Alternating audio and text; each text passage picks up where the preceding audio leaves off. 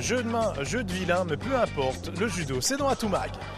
Mesdames, messieurs, bonjour, bienvenue dans Atomag. Nous nous trouvons au championnat de Belgique de judo, donc il sera beaucoup question de tatami évidemment aujourd'hui, mais dans notre émission, il y aura également une séquence consacrée au vélo, mais aussi au voile. Voilà, le programme est costaud, alors Atomag, c'est tout de suite.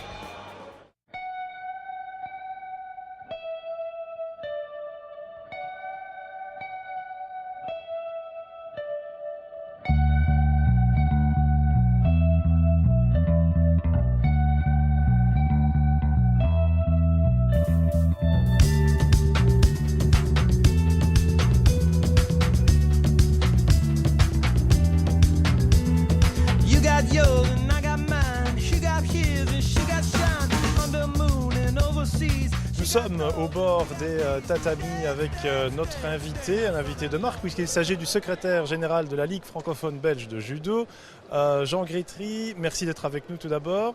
Alors la première question que j'ai envie de vous poser, c'est on a changé la formule par rapport à l'an dernier où on prenait les 4 néerlandophones et les 4 francophones. Ici, finalement, le championnat de Belgique se veut plus ouvert. Il se veut plus ouvert et c'est la conséquence d'une procédure très longue qui a été initiée par une plainte de judokas non belges auprès de la Commission européenne. Et après discussion entre les juristes de l'ADEPS, de la Commission européenne, on est arrivé à la conclusion qu'un championnat de Belgique avec épreuve de sélection ne pouvait pas être limité aux seuls judokas de nationalité belge. Et donc la seule formule pour avoir un championnat de Belgique réunissant uniquement des judokas de nationalité belge était une formule open, sans épreuve de sélection préalable.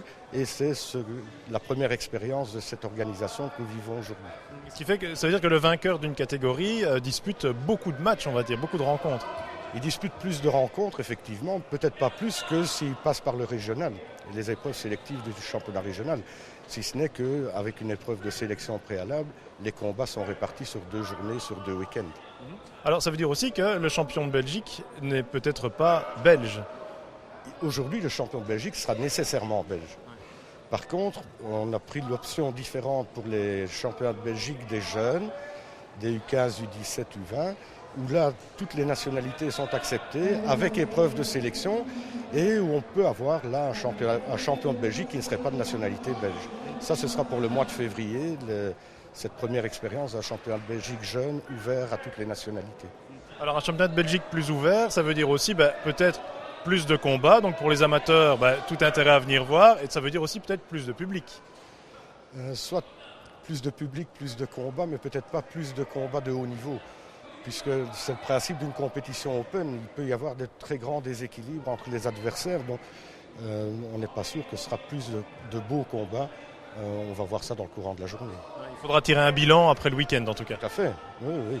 Je rappelle qu'à partir de 2012, c'est la Fédération francophone qui organise les championnats de Belgique et on va tirer tous les enseignements de la journée d'aujourd'hui pour améliorer l'organisation en novembre 2012. Okay, un grand merci Jean d'avoir été avec nous. Alors derrière nous, des combats en moins de 73 et en moins de 81 kilos. Allons voir ce qu'ont réalisé nos régionaux. C'est la surprise du week-end, l'élimination précoce de Jean-Yves Bottiot, champion en titre en moins de 73 kilos. C'est sûr que ce n'était pas l'objectif du jour, juste gagner un combat. Mais bon, c'était un système différent cette année-ci avec des éliminatoires avant les quarts de finale. Malheureusement, au niveau du tirage, j'ai pris Samy qui est un bon jeune et à mon avis, il va faire champion de Belgique. C'était un peu couillon de mettre le jeune qui pousse et moi dans le même quart. Bon, tant pis, c'est comme ça. Un Jean-Yves déçu, mais qui reste sur un succès la semaine précédente à l'Eurocup, une compétition où il a sans doute laissé quelques forces. J'ai payé un peu les efforts du week-end passé. J'avais fait médaille d'or en Coupe d'Europe. Donc ça, c'était quand même mon objectif premier, quoi. Donc toute la préparation, elle avait été axée sur la Coupe d'Europe et pas sur le championnat de Belgique. Mais dans la famille Bottiot, quand l'un coince, l'autre se révèle. En moins de 81, Jérémy a atteint la finale à seulement 18 ans. L'Ornutois a perdu face à Van Tikelt, 5e au dernier JO. Belle performance. C'est sûr, mais bon, j'ai quand même perdu, le résultat est là.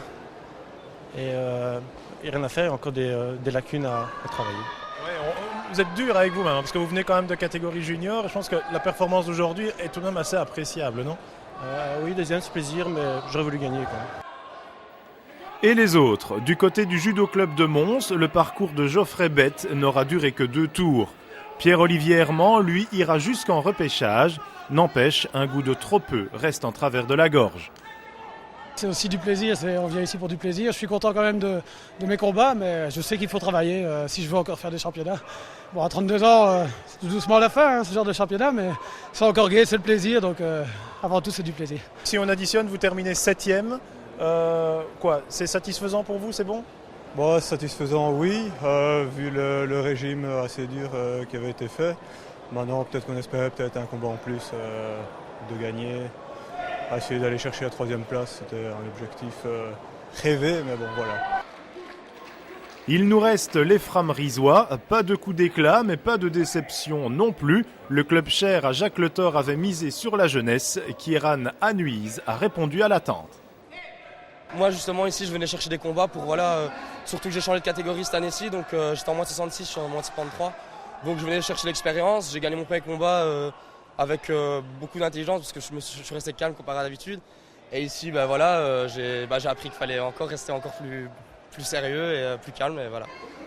On apprend de ses erreurs et on apprend à progresser, c'est souvent dans la défaite qu'on apprend le mieux. Donc, on va aller vers l'avant et on a les interéquipes dans pas longtemps, donc on va se reconcentrer et aller à fond, quoi. Le bilan est très positif, en sachant que dans les 3 judokas, il y avait un junior, Anuise Kerian, qui s'est très bien tiré d'affaire. C'est une bonne préparation pour l'avenir. Il a ses championnats dans 2 mois en junior, donc je pense que c'est une bonne expérience. L'autre judoka en moins de 73, Jürgen Wenkow, a fait un très bon travail, mais il n'est pas rentré dedans. Et dans son combat, vous savez, ici, il faut y aller à 150%. Si un vent de fraîcheur a soufflé sur nos régionaux, il va maintenant falloir confirmer. Vous le reconnaissez peut-être derrière moi, c'est Jérémy Bottiot qui combat en moins de 81 kg. On va profiter de ce combat pour marquer une petite pause. Direction le cyclisme et la présentation de l'équipe GFCO. Une présentation signée Nos Télé.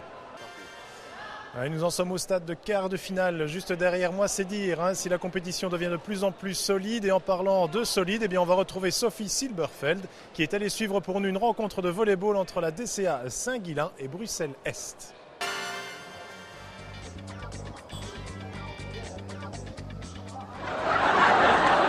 Vous êtes déjà là? Tout ça pour nous dire au revoir, puisque Atoumag s'achève ici, une nouvelle fois dans une cafétéria. Ça devient finalement une tradition. Merci de nous avoir suivis. Si vous voulez nous écrire une seule adresse, sportavecS@tdmb.be. Je vous souhaite une excellente semaine. Au revoir.